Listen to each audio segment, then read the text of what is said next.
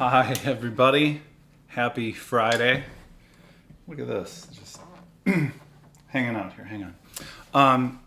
I'm your friend Bob, and this is the third day of You Can Play Celebration States. Celebration States being the record of mine that comes out a week from today, July 10th. And we're going to do song 3 today, and that song is called 9-7-B-4-E. It's cool that I named it something that rolls off the tongue real easily. I'll explain that in a second, but I'll play the song for you first. This is the first time I'm playing this song, over live stream. I played it once live when I did the whole record live last year. Also, I'll mention that I'm doing this exact thing on my Patreon page for Braid songs, Hey Mercedes songs, City on Film songs, etc. So if you dig it or want to learn some new chords or just like hearing me be flustered and stuff on camera, that's the place to go. Okay, here we go. Here's the song.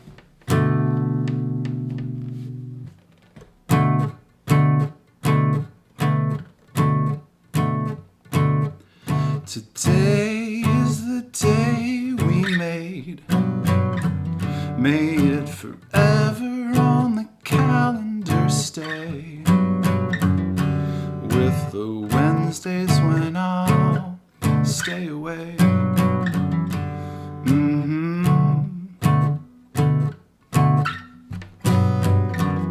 There was some cold separation control, so I hold up at a friend's new home, and a new black cat consoled me. Stranger, hold me.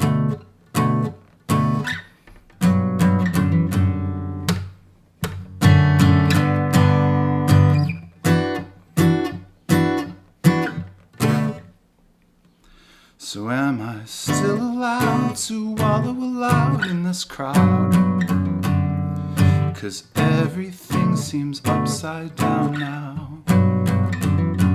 I still feel around my finger for some missing thing, and stare at a screen downtown. But once it was Bobby forever and ever.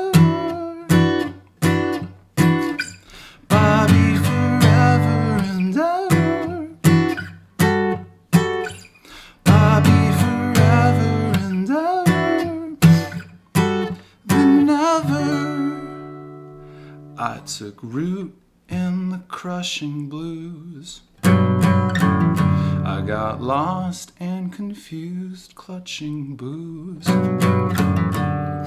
I wrote in a notebook, I'm a true hack, Kerouac, and that's cool.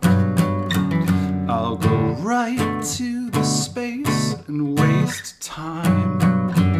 I'll get some high-priced pills prescribed. I'll hide with some wild wine. Maybe then I'll feel fine. Once it was Bobby forever and ever. Bobby forever and ever.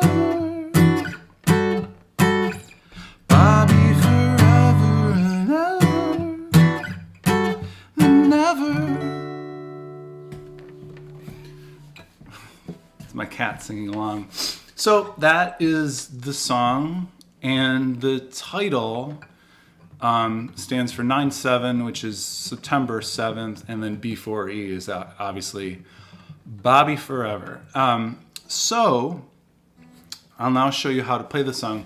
I actually made this difficulty a 6 because, there are a few sort of weird chords here that, again, I don't play that often, so maybe other people don't play that often. Who knows? Anyway, so here we go. the song's basically just two parts on the guitar. It's this verse part.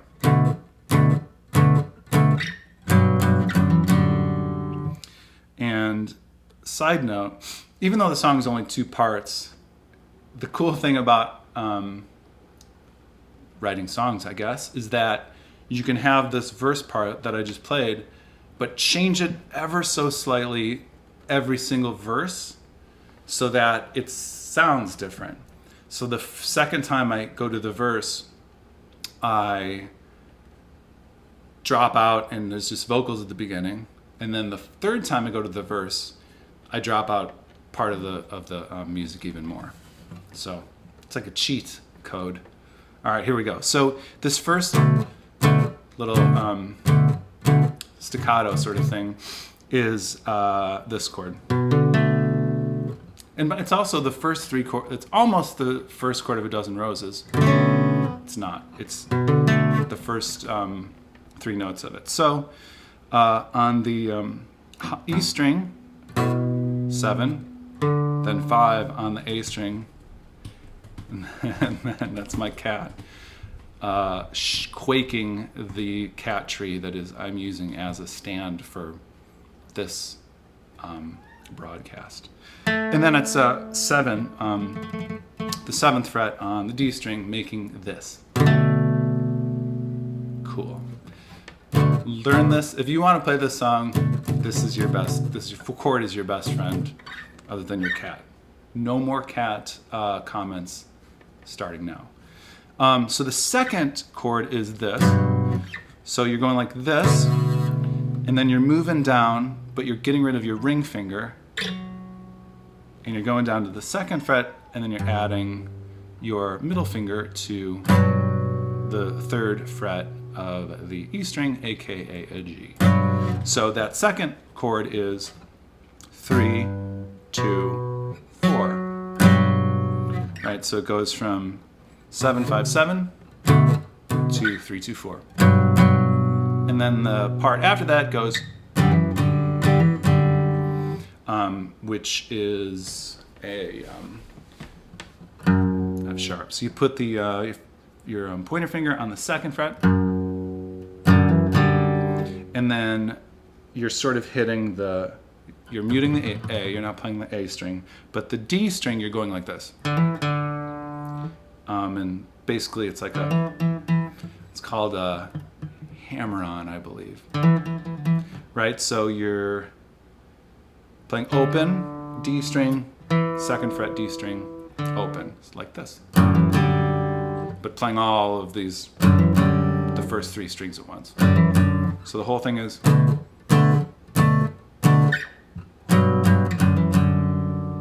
then the back.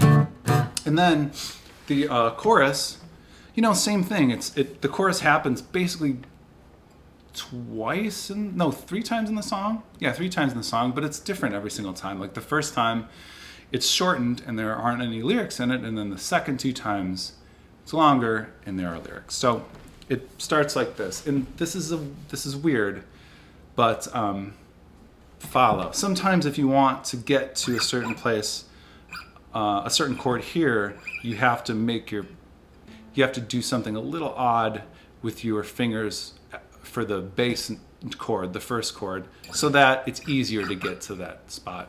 I hope that makes sense. So this first part is,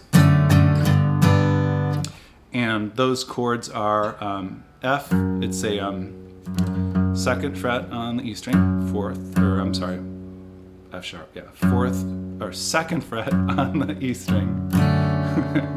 I'm hammered. No, I'm not. It's early. It's too early for that. And then it's the 2nd fret again, but it's on the G string and the B string.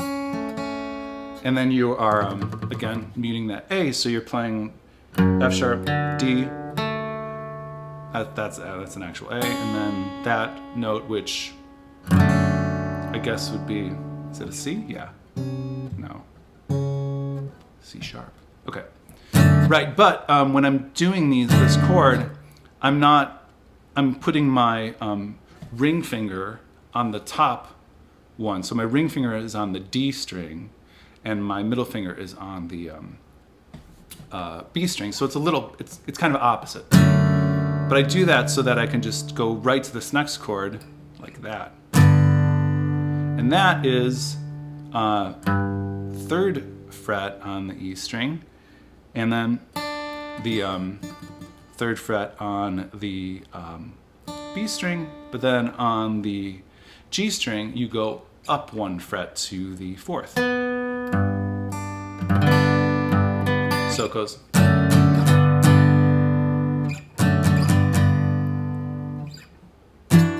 And then the next little 2 staccato parts are this. And this is, it's sort of like a new thing I've learned, stacking the fingers on 1 fret to make a chord that I haven't used this in a while, and it kind of shows up all over the record. So, whatever. I think it's because I took this jazz guitar class like 2 years ago, and despite the teacher not liking me so much, I did learn a lot of cool chords. This is sort of one of them. And there's a song that's coming up later that has like just straight up chords that I wrote down in class. I got to use this one. Okay, so this is on the 7th fret, and you're playing the A string, G string, and the B, and you're muting the D string there.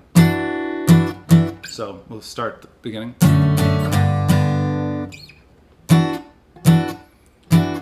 And then the next one is you take this and you sort of do the same thing that we did down here, but up here, where we're starting at the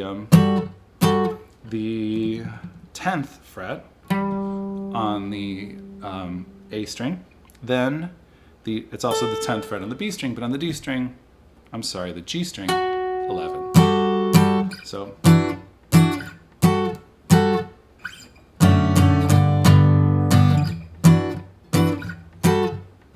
The last chord is this,